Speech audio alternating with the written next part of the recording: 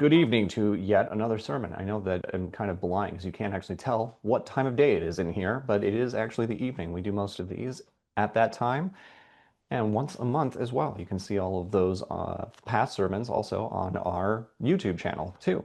My name is Hierophant Andrews Downing. I mostly keep things on the rails for the Church of Witchcraft is primarily my goal. Been practicing more chthonic witchcraft even in this time of fire and sun that we are moving into as well. We've talked a little bit about the enduring flame, as well as talking about some of how we do cleansing and consecrating and not starting at the end of those things and starting from the beginning so that we know what it is we're doing and that we have a good, clear pathway to do so. Tonight, we're going to be talking about quiet strength through our witchcraft.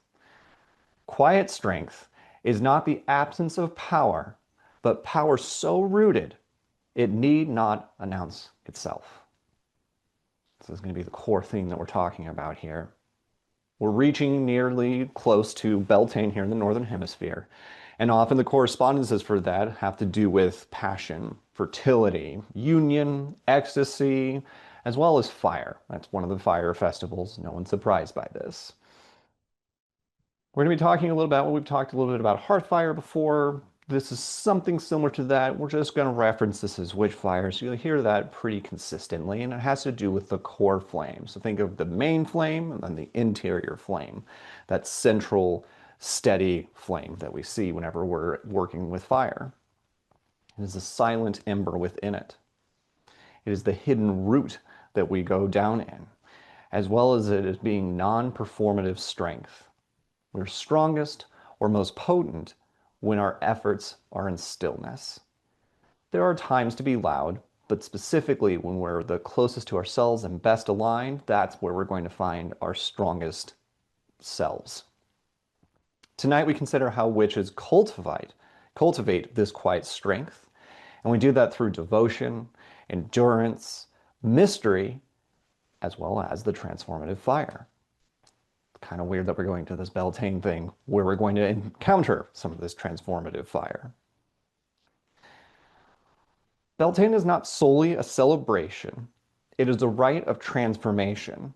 Themes abound within that, and you'll see that consistently. And some of the traditions that we'll see is that we cross the fire for a blessing or are dealing with purification, so that consecration aspect, as well as engendering courage in ourselves. Some common correspondences for fire include desire, will, and change. And these are themes that we're going to see coming up within this quiet strength that we have. The quiet strength of witchfire is something to be considered when we're talking about a couple of different types of flame. And we've mentioned this before. Compare a consuming fire versus a sustaining fire. And witchfire is kind of an analog to that sustaining fire. There are polarities within that we will see consistently too. And within that, we'll see that that sustaining fire is constant versus being dramatic. It is steady versus explosive, and sustaining versus destructive. In the past, we talked about this as well, that projects are the hearthfire that we have. And witchcraft is not merely about summoning magic and dreamy manifestation. It is about sustaining our craft over time, just like we are here. These polarities are about our liminal magic that we've mentioned before. And this is part of our core beliefs of just how we practice witchcraft, that we're partnering with this liminal space, this in-between space. And fire is not exactly one specific thing. It is a semide plasmid, if you want to get really scientific with it. It's not really of anything, and it exists in this in-between space. What becomes steadily through the unseen is really important to us as well. What have you tended in the darkness in your own life, the things that you've carried through that darkness? We don't merely wield a fire. This is a tended fire, and it is a sacred labor. And this goes back to some of the domination kind of conversation we want to avoid, that patriarchal kind of concept of this controlling, dominating force where we're wielding the fire to do something. We're partnering with this space and honoring that, and honoring our own selves in that sacred labor of that tending. Witches are fire keepers overall, and they nurture these embers through the winter. And you can think of this also as a metaphor for anything else that might be dark nights of the soul or difficult or trying circumstances. You're in keeping that fire going throughout, the fire of passion and so on and so forth. And that fire keeping, that is the power that we have as witches. That's where that liminal space comes from, and that drives its power. There are always roots beneath blossoms. During the northern hemisphere Beltane, you'll see that there are flowers that are growing. The green things are coming back. There's an abundance, there's pollination. It's a very busy, busy time. But all of these things depend on hidden roots. Often we just look at these bright, wonderful things that we see, but there's also these underground things that we don't often think of. And witches honor that unseen space. Roots grow in darkness. Seeds are splitting underground. Transformation is where there is no witness. Quiet strength is a root strength that we are becoming and engendering ourselves. Witchfire is the strength to continue practice when results aren't necessarily apparent. We're going to do a lot of working. You may not see it in the time frame that you want. You may not see results at all, but eventually, inexorably, it will come to us. We have to trust in the gestation of our own life, of our own working. We need to be steadfast and devoted to this unseen labor. If we're not consistent in our practice, if we're not tending this fire consistently, it's just going to peter out, and we're not going to be able to yield and reap the results from that. In our fast-paced modern society, specifically in Western societies, generally speaking, visibility is often mistaken as being powerful. I say that again, so in our Western societies, often visibility is equivalent to power. But witches know that hidden things shape our visible world. Whispered charms to alter fate is an example of that. A daily devotion that shapes our souls, long periods of potential grief or loss that provide us with wisdom and insight. The lone practitioner that upholds these traditions as we move through our time and space as we go through these things. That is where we're seeing our power, the things that are unspoken, the roots that are hidden and underground. Blossoming is a public affair. We all see that. Rooting is a private affair, and we don't get to see a lot of that. But both of these are sacred. The public domain as well as the private domain have a value to them, and they're both sacred for different reasons. Beltane is often misunderstood as solely an indulgent time, that we're just spending time indulging in ourselves, and it's not only that. Desire is a sacred vocation in witchcraft. And there is a lot of desire going on in Beltane, the desire to propagate, to go forth, to grow, to bloom, all of those things. And that is a sacred vocation in witchcraft, broadly speaking. Desire isn't also just appetitive. This can be about spiritual longing that we might be experiencing, a creative force and drive, much like those blossoms and flowers that are coming forth, the desire to propagate, as well as divine movement. And divine movements can be the way that time moves forward, the way the seasons are changing, the wheel is turning, and all of those pieces are part of that divine movement. And that has a desire to it. It helps us drive a rhythm for us and gives us some sense of stability and consistency in our lives. At least it does for me. The important thing about this is that during Beltane or any of these times that we're taking desire and that we're carrying it responsibly, aware and awake about what it is that we are desiring. There is a twin fire that we're going to talk about here that I've sort of hinted at. It's the fire of consumption and also the one of illumination. Witchcraft provides us a discernment between these twin flames. Each have their role, each have their purpose, and again, themes of this polarity and this movement between one state to another state. We want to make sure that we are removing the things that give us spiritual weakness and being aware of those. We want to protect our magic with boundaries that we've established. Boundaries are healthy. They're okay to have, and we're going to have some of those. If we don't, then we're not going to be able to protect our own magic as well. And we want to think about our devotion over impulse. And this really comes from that steady craft that we're working with all the time, that we're not just doing these fantastic bursts of workings, but we're devoted to this. And it may not be wild or chaotic, or it may not be for everybody. It may be just for those hidden roots. Our most potent magic is not always cast outward. At times, it is what we refuse to feed. Because like I was just saying, as you are tending, if you stop tending a fire, the fire just goes out eventually. Save anybody that has droughts or Colorado and wildfires. But most of the time, they will just peter themselves out. There's also an interwoven strength that we see. And specifically, let's think about the example of our maypoles that we are aware of. If you haven't heard of a maypole, it's a very tall pole with ribbons at the top and everybody dances around it. Usually there's music and there's some construction of development and bringing those seeds to bear. The maypole has many ribbons, interweaving paths, and it's one living central focus for everybody that's in attendance. They're all focused on that one goal, moving around that and bringing in the spring to the fruition that we're looking for, as well as we move towards Litha. Now, quiet strength, though, is relational.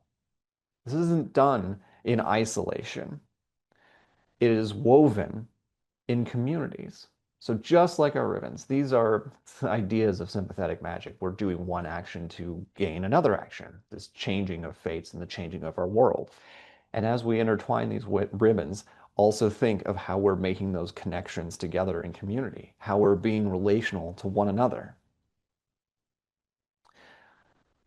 Ancestors sustain us. Covens and communities can sustain us. Spirit and soul activities also sustain us.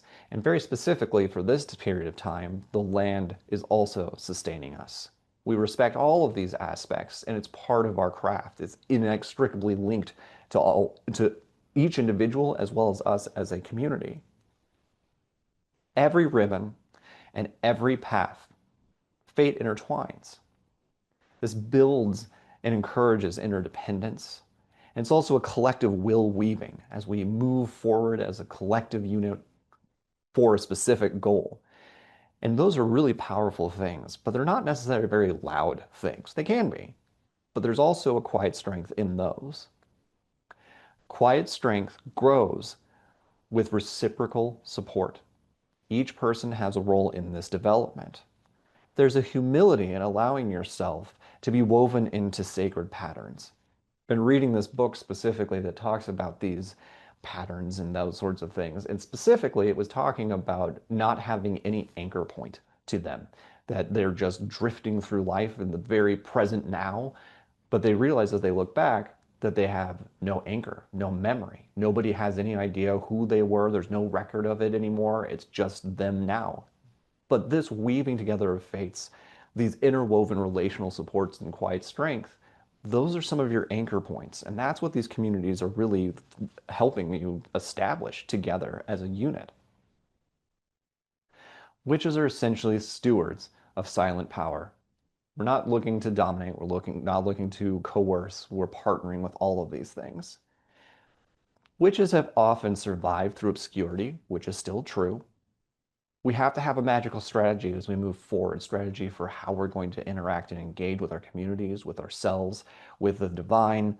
All of those pieces are going to be part of our magical strategy. Though we may have quiet strength, it does not necessarily imply passivity. Quiet strength is inclusive of being protective, as well as defiant, as well as really truly sovereign. And that is really your own independency, right? As we're doing this quiet strength, don't forget that there is a power within that for you. Take examples of spells that are never spoken aloud or written down or recorded. Think about oaths that you keep in secret, either between you and the divine or whatever relation you may have with that, or even oaths that you may have with groups. We have wisdom that is withheld until the right moments, and that's planting seeds that we're moving forward with. Loud power demands our recognition, but quiet power seeks alignment. Witches can measure their potency by how they endure their situations, how they work with their transmutations and what they change, as well as things that they keep alive. Remember about the things that we feed, as well as the things that we hold sacred or profane. Every one of these defining aspects is not a loud activity, generally speaking. And we're coming up with some definitions for ourselves, and we're doing that in relation to other people as well. Bonfires all begin as a small spark. So don't despise that small spark, whether that's external or internal for you. From those small sparks, entire sacred flames begin at that point. And we don't want to lose the understanding of these small pieces that can make big changes. And this brings up some ideas of a union of opposites as well. Remember, we talk a lot about polarity on one side to the other side instead of a duality. And Beltane has a lot of these polarities within it.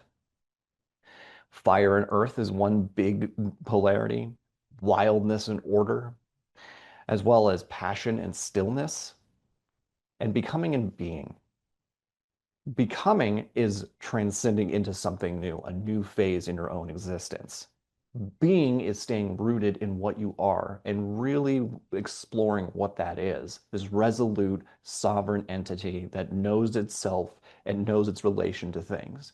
Becoming is the movement of a being, essentially. So there's a lot of uniqueness within becoming and being. Quiet strength also comes with these contradictions.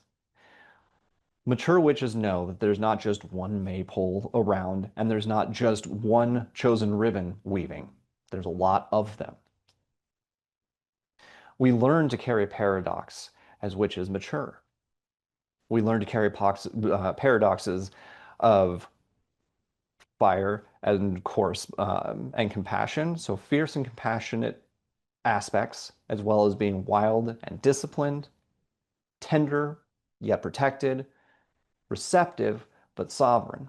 Still receive things and still retain your independency. You can be soft and receptive, but it's also protected, those boundaries, those limits that we put in place. And be wild yet disciplined, the wildness of chaos of creation, of all the things that it could be, but with a focused aspect outwards that you're trying to direct that to. As well as that fierce and compassionate. You can be that compassionate person and do that with such ferocity as well. All of these things are part of quiet strength, and these polarities are within that. And it's not about collapsing our complexity, but it's holding opposites, awaiting for wisdom to emerge. It's holding that space. And holding space is a really important aspect to me as well as to other people, especially in communities. For those that aren't ready to or don't know how yet, it's important that we're doing that in that relational way. And we have to have the courage to bloom in those spaces. And I know that's scary because that's also very vulnerable for us. Make sure that we have these concrete spiritual practices within that because it gives us this sense of solidity, of assurity, of protective, uh, concentrated focus so that we don't feel so unmoored in that vulnerability. The blossom is brave. The heart is also brave. And witches who grow despite any witnesses are also brave. To begin some of this kind of development of these simple practices, let's think of a candle devotion. It's one of the simplest ones that any of us can do, doesn't require a lot of materials, and it's a good way to practice this quiet strength for us. Take a candle and just choose a time, whether it's morning, night, something, just be consistent and have some idea of what you want to do. And this is where we're going to reach into that rooted stillness. When you've got your candle lit, sit at that altar and then wait. Sit in that silence. Be present with that moment and then start communicating, whether that's with yourself or with some other divine entity, however you want to do that, whatever that looks like for you, just give it some space to breathe. That's a special time that we get to partake in. Just like these altars and my altar, I get to sit here and just be in that space. And that's such a sacred time that a lot of people overlook or don't connect to consistently. And that's part of our devotion that I really want to encourage people to do. And while we're in that, after that silence, we can keep a hidden magic. We don't have to share every single ritual. We don't have to tell everything about it, right? We can keep some of that hidden magic for ourselves. We can bless secretly our own lives, other people, if you will, depending on how your ethics work. We heal quietly. And we also are not announcing our protection and those boundaries. We just are them. We just facilitate that sovereignty and be in that space of those protection, of that centeredness that we have. During Beltane, if you don't have a group that you're practicing with, or if you're looking for some consistent ritual to incorporate, write down the strength that endured with you over time, especially during a hardship. After it's written down, you can burn that paper. And the spell is essentially this: as the fire rises, so rises what is endured in each of us, or those that are practicing in the ritual. And in our closing exhortation of this, quiet strength is a hearth flame, something that is sustained over time. It's about those hidden roots that go deep, that don't have a witness, yet still inevitably create more. It's about sacred restraint, knowing when to give and when to partake and when to retreat into ourselves. It's also about the interwoven support. If we know when to retreat into ourselves, we also know when to reach out and to make those kinds of weavings with ribbons, as I was speaking of before. The silent power, the assured power that we have, and being in the space that we know that we have that, and that it's not removed or missing, that you are sitting in that space of silent power. And also think about that courageous blooming that we're doing. Blooms have to be out there in the world and they're affected by weather. If you're going to be blooming and blossoming in this kind of a way, it's a courageous act, trying to become more, developing past any sort of barrier that you might be experiencing. This takes courage. It's also much easier to do if you have a bunch of people around you, or at least one person that you can rely on. Beltane doesn't seek loud power. It seeks a quiet power. In the past, for me, I think that I've thought of Beltane more as this kind of loudness to it. And I'm not sure if it's always the right place for it. And so it's going to be a little different this year for me. And it'll be in more of that rooted sovereign space, more of that intentional space. We can let magic be rooted, it can be warm, devoted, as well as steady. We don't want to just expend everything that we have into one grand burst, right? The slow, steady creation of ourselves in this becoming helps us in resolute being, and that is our quiet strength. A witch doesn't always need Sturm und Drang, storm and thunder, to embody force. A whisper can alter worlds. The smallest changes that are made in your life, in the community that you're making, whatever those happen to be, make massive changes and have that potential. There's actually something from the previous one that I wanted to bring up on this. One paragraph daily written becomes a book. One plant watered faithfully becomes a garden.